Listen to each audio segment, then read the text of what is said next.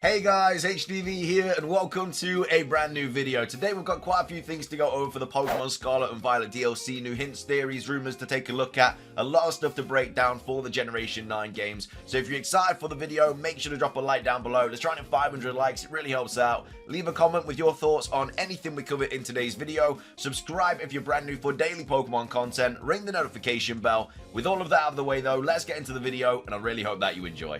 So, starting things off, before we get into the DLC portion of today's video, just want to go over this really quickly. There's been a big update about the TCG Live situation. Cerebi tweeted out saying, Cerebi update, Pokemon TCG Live will leave beta and be officially released on the 8th of June 2023. The Pokemon trading card game online will shut down on June the 5th. So obviously we've known about this for a while, that the trading card game online is going to be shutting down, but the actual Pokemon TCG Live has been in beta for a while, but now it's going to be officially released on the 8th of June.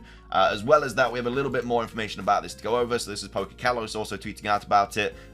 So yeah, trading card game will go officially live on the 8th of June. The Scarlet and Violet Evolutions in Paldea expansion will be released in-game before the physical version. And then also, players who log into the game between May the 2nd and June the 6th, so obviously right now, will receive these 3 in-game items: a coin, card sleeves, and a case. So yeah, pretty cool little like bonus item there for logging in. But either way, that's just a quick update about the TCG Live, because obviously a lot of people do like playing this game, and yeah, I'm definitely going to give it a go. I think it's going to be pretty fun to get back into TCG and actually learn how to play it and actually get into it. So yeah, pretty cool little update there. Let's move on to some DLC hints. So this was quite an interesting one posted by Light, talking about the actual website that the baby Terapagos form is on, and it's actually on the website. Part of the name of the search bar actually has Area Zero Mystery in it, so they may have actually accidentally dropped a bit of a hint about Terapagos and how it kind of blends in with the DLC in the actual search bar of the page that it's on. So Light here saying clearly this little new Pokemon is the mystery from the Area Zero. As you can see, they did the error to leave this big hint. So finally, the hidden treasure of Area Zero will be this new Pokemon. So potentially it could be. I still think the hidden treasure of Area Zero is just Terapagos anyway. I don't think it's this baby form. I think it is just Terapagos in general, which is the creator of terrestrialization and the energy and everything like that. How Terapagos relates with this new baby Terapagos Pokemon, obviously unsure about it. We'll get that explained to us in some way, hopefully in the near future. But yeah, quite interesting if they accidentally left that in on the search bar. It's just a little bit of a hint towards the actual hidden treasure of Area Zero, and that it could be Terapagos or this baby version of it, or just something else entirely. But yeah, the fact that they put Area Zero Mystery in the search bar is quite interesting. Moving on, we have this thread here by Soul Silver also talking about Terapagos and the kind of relation it's going to have with the DLC, and how it could potentially be brought into the DLC and stuff like that. So possibly the most important and biggest theory slash news to come from the baby Terapagos reveal is this. We now know so much more about the drawing of Terapagos in the Pokemon Scarlet and Violet books. Obviously, in the Scarlet and Violet book, if you kind of flick through them, you'll see the paradox forms of Suicune and Virizion, but you'll also see Terapagos as well, which is drawn in ink instead of pencil, which means that it's like, I guess, more, they were more sure about what it was than the others, but again, they were still unsure about it, if that makes sense. So the sphere it sits upon is a protective force field. From what we saw from baby Terapagos, it suggests that Terapagos is physically separate from the protective shield, and in the Scarlet and Violet book art, it looks like Terapagos is halfway in and halfway out of this protective force field. So this is obviously what they're referencing here. So this is the force field that they're talking about. This again could be the pendant that obviously Lyco has. That was the kind of force field it created, and then there was like that baby Terapagos in it. So again, that could be some sort of relation to that. The sphere is made from the same raw energy inside of Terapagos that can cause terrestrial energy or power a time machine or create an AI robot, but the sphere seems to be formed to protect something inside, which reminds me of the moment where AI Sada / Turo lost the will to fight in the final Scarlet and Violet battle, and the Paradise Protection Protocol took over. Again, the hidden treasure could also be in this sphere. Like maybe the sphere is protecting the hidden treasure of Area Zero, and that's how it kind of like all connects and stuff.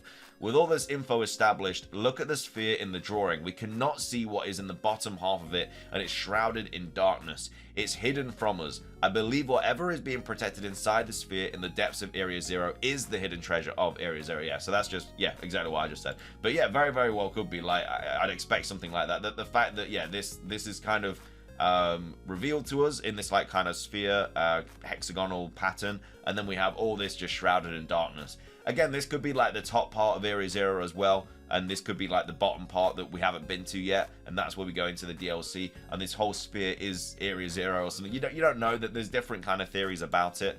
And then they also go on to say, with all this info established, look at the sphere, we've just read that.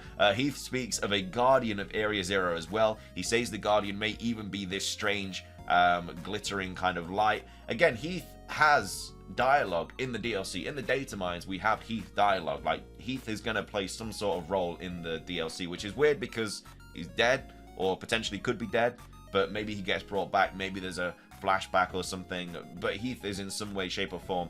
It has to be in the... I mean, there's dialogue for him in the DLC. That doesn't necessarily mean he's going to be in it, but why would they put dialogue in for a character that's not going to be in it? You know what I mean? We also have the dialogue for Billy and Onir as well, so they're also going to be in the DLC in some way, shape, or form, who potentially are Nemona's parents. I believe the sphere is the guardian, and in turn possibly Terapagos as well, since it created the protective force field. But Terapagos' power / gems could also be the treasure inside, or maybe there's still other Pokemon or a person or power inside of the sphere that Terapagos is protecting that literally upholds reality, as it can create anything from imagination. As for origins, in the past I've covered a few things already that with the same concept that could come from, but I've got so much more to say on this, as well as completely different theories to share as alternatives to this. However, I really feel like some sort of this is very accurate at some point. So yeah, I don't know, I quite like the idea that whatever the hidden treasure is, it is in this sphere, and that's how it kind of like all relates and stuff together. We also have Soul Silver out saying, just wanted to add some of my old threads from before Pokemon Day to further back up these ideas and provide more fun ideas. Hope we can theorize together. And then also, this one is still super impactful in my opinion too. And then we also have this person here saying, I wonder if the fruit they're referring to in the Teal Mask Momotaro Pokemon Peach ledges from a spiral down the inner walks of Area Zero, offering a path of descent. Vegetation and sources of water are here as well. Legends tell that precious stones or wondrous fruits have long slept in Area Zero's depths, protected by some manner of guardian. So this guardian could also be Terapagos, or it could be something different.